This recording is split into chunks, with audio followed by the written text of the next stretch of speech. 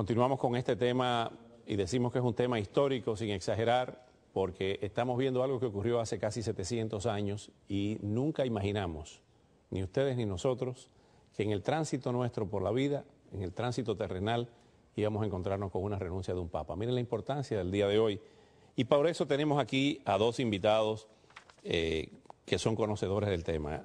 Froilán Domínguez, ex sacerdote de la Iglesia Católica, a quien agradecemos que esté con nosotros esta noche, y Daniel Álvarez, profesor de religión en FIU. Gracias, profesor Álvarez. Froilán, hablábamos antes de salir al aire de que la importancia, la trascendencia de esta renuncia pudiera tener y va a tener a lo largo de la historia múltiples lecturas. ¿Cuál es la lectura de Froilán Tavares de esta renuncia? Froilán Domínguez. Froilán Tavares fue un profesor de Derecho Civil, Derecho Comercial, que fue mi profesor y era brillante, y tengo ese problema con Froilán Domínguez, pero son dos muy buenos Froilán. No objeto la comparación, de ninguna manera, me honra. Estaban hablando en el segmento anterior, ¿verdad?, del Papa Juan Pablo II y de Benedicto XVI. Y Juan Pablo II estuvo como Papa hasta el último momento de su vida y dio como un énfasis en el sentido de consagración a Dios en su papado. Y este Papa ha renunciado diciendo, mi principal función es servir, si yo no puedo servir, yo voy a renunciar. Y entonces enfatizó el servicio al pueblo de Dios a través de la predicación del Evangelio y los sacramentos. Pero ambas cosas forman parte del sacerdocio católico. Es como una moneda con dos caras. Se enfatizó la consagración y se enfatiza también el servicio. Pero en este sentido, la renuncia de Benedicto XVI añade la connotación de tener en cuenta el ser humano con sus limitaciones. O sea, es reconocer el ciclo de vida de las personas. Nace, crece, te desarrolla y entonces declinas y eventualmente mueres. Entonces él enfatiza eso y al mismo tiempo pone en realce lo que es para Dios la condición humana. Vamos a hablar de los papábiles. Hay una frase que Froilán Domínguez me dijo, eso no es exactamente así, cuando le dije y conversábamos antes de salir al aire, el que entra papa en estas discusiones, en estas apuestas. A propósito, la mayor apuesta del cardenal de Ghana, de África, que sería el primer papa de la raza negra. ¿Cómo lo ve el profesor Álvarez? Los papábiles. Bueno, él y yo estábamos hablando antes del segmento de Ravasi, un hombre de una capacidad administrativa y un intelectual tremendo italiano y de Scola. Cardenal italiano también, que el Papa hace poco eleva al ser arzobispo de Milán, que es la iglesia más importante después de la de Roma en Italia, y fue siempre una persona muy cercana a Benedicto XVI.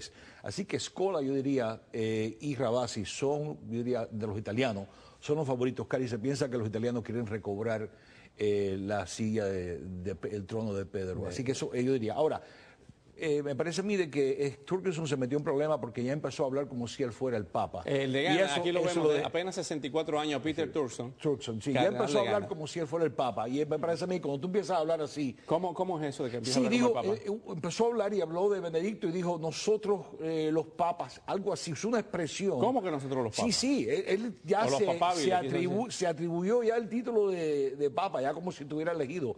Y eso no cayó muy bien, eso Peter Turkson. Y probablemente, bueno, mucha gente lo considera el favorito. De Latinoamérica, Odilio Scherer, de ascendencia alemán, y de Canadá, Cardenal Ullet, que vivió muchos años en Colombia y habla con acento colombiano. Canadiense de 68 años y prefecto de la Congregación para Obispos, canadiense, francófono, habla inglés, italiano y español, gran teólogo, es uno de los principales colaboradores del Papa. Está también Timothy Dolan, de aquí. ¿Cómo lo ve Froilán los papabiles? Y vamos a seguir con el profesor Álvarez también. Froilán Domínguez, ¿cómo ve los papabiles? Bueno, la Iglesia Católica es universal y está presente en todo el mundo. Pero la Iglesia Católica es primariamente occidental y europea. Y porque en Europa está la sede del pensamiento filosófico y teológico de la Iglesia. Luego, es difícil pensar en este momento de un papa fuera del ámbito europeo. En el caso de Italia, bien, ya en el concilio anterior, cuando eligieron a Benedicto XVI, ya se había pensado en Angelo Scola, el actual arzobispo De Milán. tenía una dificultad y era que era demasiado joven, solo 61 años de edad. Ahora tiene 71. Ajá, ahora ya tiene más posibilidades. Pero son los mismos italianos dirigidos por el cardenal Martini, que en ese momento era arzobispo de Milán, el que dio la luz verde para que no fuera un italiano que pudiera ser Ratzinger por su vinculación. Ahora, Sí. en esto de los Sí. papables hay 3 categorías de papables. Uno, los que son estrictamente académicos, los que son estrictamente diplomáticos y los que son pastores. Y el que más oportunidad tienes es que sea una combinación. O eres un académico pastor o eres un diplomático pastor. Dependiendo de esa combinación puede ser la persona para esta información. Tarcisio Bertone no le ve posibilidad de papable, profesor Álvarez. Hace poco Tarcisio Bertoni imitó a lo que usaron su enemigo, Ángelo Sodano, su rival, antiguo secretario de Estado y actual decano del Colegio de Cardenales. Parece que hay una rivalidad entre los dos. Tarcisio Bertoni es el camerlengo y actual secretario de Estado que va a supervisar el cónclave y es el jefe de Estado en este periodo interino, ¿no? El interregnum.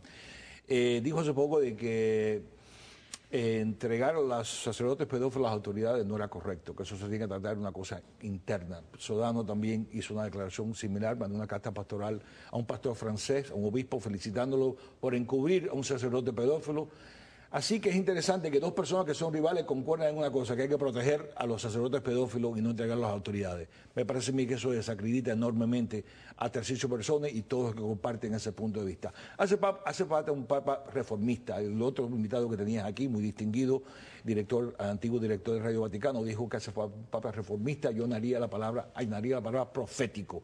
En este momento el nombre que no he mencionado de todos los candidatos al papa, y me gusta que nadie lo ha mencionado, es Christoph von Schönbrunn, de la nobleza alemana, de la provincia checoslovaca, Bohemia.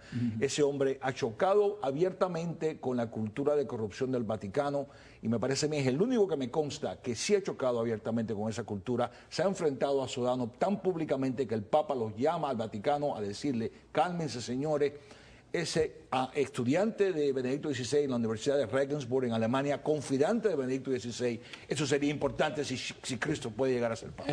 Froilán, se ha estado hablando mucho de unos documentos que deja el Papa en secreto para que quizá el Papa electo, el que venga,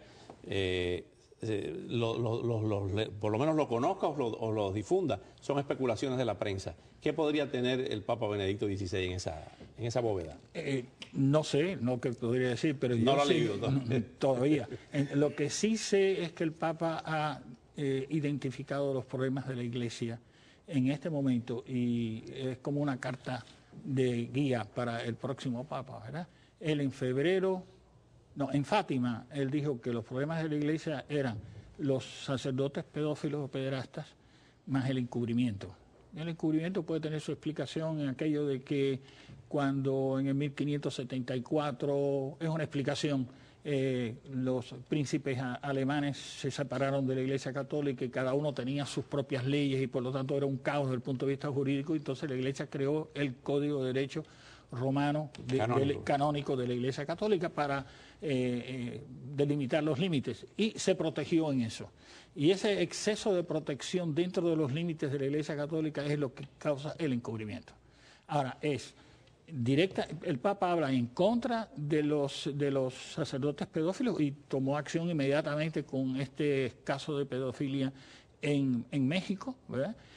Pero además también tomó acción en contra de esa política de encubrimiento.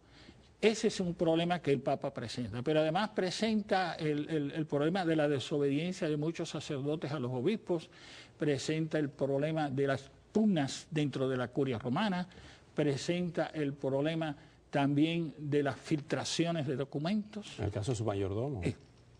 Entonces él dice que esto es un ambiente mundano, esa es su palabra, la mundanización, un ambiente mundano dentro de las estructuras de la Iglesia, que es lo que él dice que hay que purificar. Realmente. Oye, te felicito, que has dado un análisis del problema muy claro. Eso es lo que él ha dicho. Claro. Y entonces, para eso, él dice, hace falta enfrentar esto con toda la humildad para reconocer el problema y toda la humildad para enfrentarla.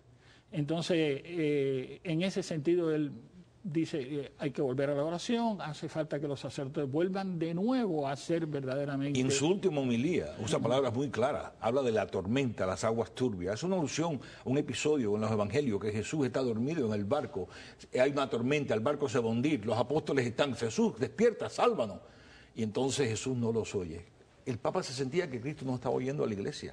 Así que él está admitiendo, y con esta renuncia me parece a mí le está poniendo el cuño, ¿no? El imprimatur a decir, las cosas andan mal, hace falta un cambio. Es la iglesia de Cristo, también lo dijo. Esta no es la iglesia de los hombres. Las puertas del infierno no van a prevalecer contra la iglesia. Así que no es un problema de la iglesia, pero los hombres que la dirigen no tienen inmunidad del Espíritu Santo. Me parece a mí que este nuevo Papa tiene que entender esa distinción entre la iglesia y los dirigentes. ¿Podrían venir con el nuevo Papa cambios en la liturgia, cambios en la forma en que se oficia la misa, para acercar, en alguna forma tiene que producirse un mecanismo que yo no sé cuál es, para atraer nuevos creyentes, para mayor cantidad de catequizados, o sea, una labor de evangelización efectiva? ¿Cómo se logra eso? Bueno, ahí tendría yo que decir que primero la liturgia romana es una liturgia muy rica, es muy seria, muy severa, muy... No, yo pregunto difundir eso con mayor atractivo, me refiero, en el caso de la comunicación. Bueno, ahí está el balance entre lo que es el rito como tal, que tiene que transmitir un mensaje y no puede ser extemporáneo ni nada por el estilo, en cuanto a la liturgia. Tú puedes hacer esas cosas al margen de la liturgia o para la liturgia, pero no lo puedes hacer durante la liturgia, porque eso además tiene un rigor desde el punto de vista del derecho canónico muy fuerte. Pero el Papa ha señalado cuál es el tipo de Papa que él quiere para el futuro. Digo, necesitamos un Papa fuerte, joven y santo. Cuando dice fuerte puede indicar fortaleza... Capacidad de trabajo, disciplina... Y carácter. Y disposición de enfrentarse a esa cultura de corrupción. Eso es. Entonces, por otra parte, joven, porque no se puede ser... Necesitan fuerza. Ya nos tenemos que ir, lamentablemente. Bueno. Y joven y fuerte. Joven y santo. Y santo. Gracias. Muchas gracias al profesor Álvarez, gracias Froilán Domínguez por venir nuevamente. Y al regresar, la hija del disidente cubano Osvaldo Payá afirma que el español José Ángel Carromero le reveló que el accidente en el que murió su padre en realidad fue provocado por otro automóvil.